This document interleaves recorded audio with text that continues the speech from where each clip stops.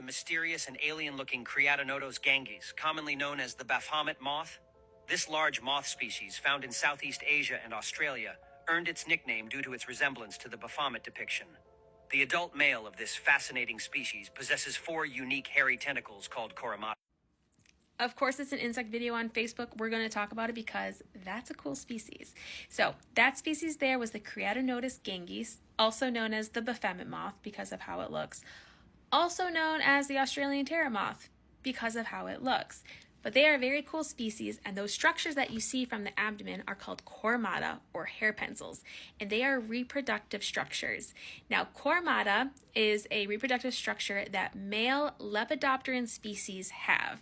Now, Lepidoptera are our butterflies and moths, so males of this order have these coromata structures. Not to that extent. That is an extreme extent, which is what makes that species so cool. But they use those coromata to release pheromones. In this species specifically, they are releasing a pheromone, which I have right here, called hydroxydenidyl. And hydroxydenidyl is actually used as both an aphrodisiac and a tranquilizer for female moths. That same pheromone actually acts as a repellent to male moths of the same species. Pheromones are crazy. It is wild. Chemical communication. Science is just so cool, right? However, the other cool thing about those structures is that the larvae of the species, and we may colloquially know Lepidoptera larvae as caterpillars, but the larvae of the species have to have a certain level of a chemical compound in their body to produce those structures. This chemical compound is called a pyrrolizidine alkaloid. See, I have that right there.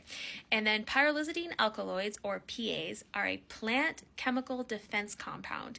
And plants produce these PAs in order to fend off predators. Now, when plants get damaged, they'll sometimes up their PA production because they essentially know a threat's in the area, right? And so they'll up it to kind of help protect other specimens in the area, for lack of a better way of explaining it in layman's terms. So, when plants up these PA levels, this can actually mean danger for grazing livestock because PAs are toxic and they target the liver first. Now, there have been instances where plants have increased their PA levels and grazing livestock have been killed from it. So, the fact that this insect needs it to develop these structures is kind of metal, right? Like, this is a metal species.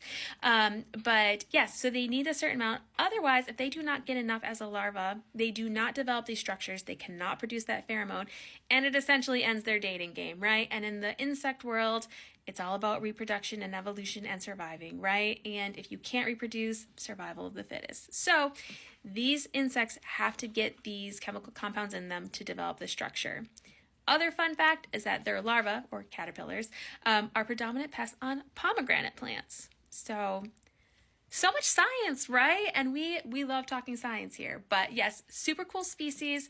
Insects are fascinating. Pheromones are fascinating. Plant chemical defense mechanisms are fascinating. We're big on science here. So follow along for more videos because I'm sure there will be more because there's a lot of cool things out there in the insect world.